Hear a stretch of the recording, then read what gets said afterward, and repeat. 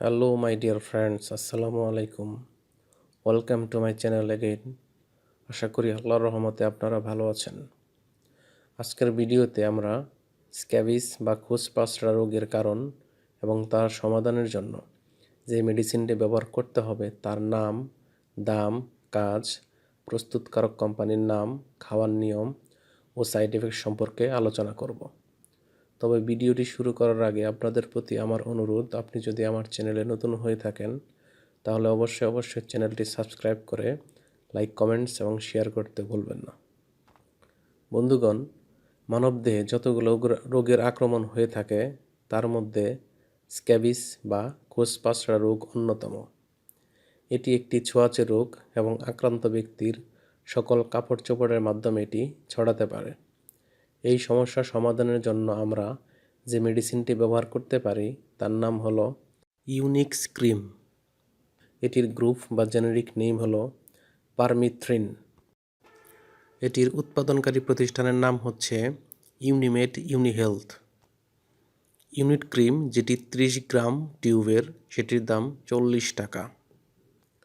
এই ক্রিমের সাথে একটি অ্যান্টিহিস্টামিন গ্রুপের মেডিসিন খাওয়া যেতে পারে, যেমন অ্যালাট্রল 10 mg অথবা ফ্যাক্সো 120 mg।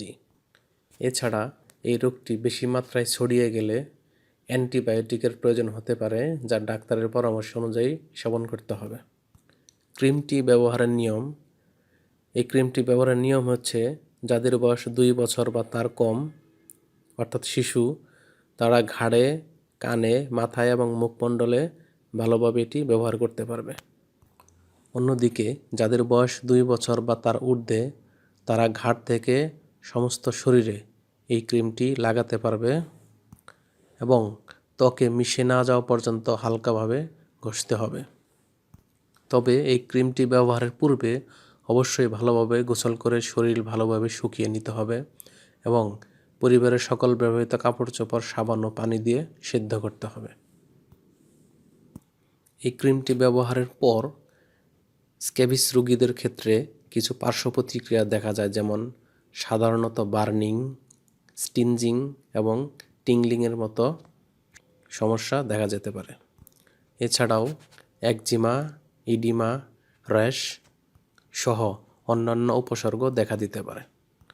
গর্ভাবস্থায় এবং স্তন্যদানকালীন সময় এটি ব্যবহারের পূর্বে ডাক্তারের পরামর্শ নেওয়া ভালো এবং বাধ্যতামূলক। তাই রোগটি বিশাল আকারে ছড়িয়ে যাওয়ার পূর্বে ডাক্তারের সাথে পরামর্শ করবেন। সকল ঔষধ ঠান্ডা ও শুষ্ক স্থানে, আলো থেকে দূরে এবং শিশুদের হাতের নাগালের বাইরে রাখবেন। ধন্যবাদ।